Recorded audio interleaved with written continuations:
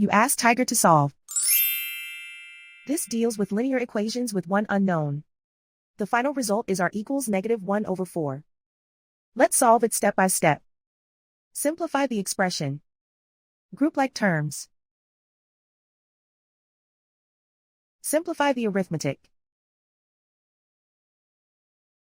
Group all constants on the right side of the equation. Subtract 1 from both sides. Simplify the arithmetic.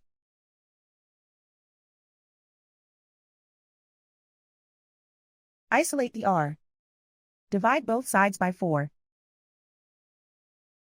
Simplify the fraction. And so the final result is r equals -1/4.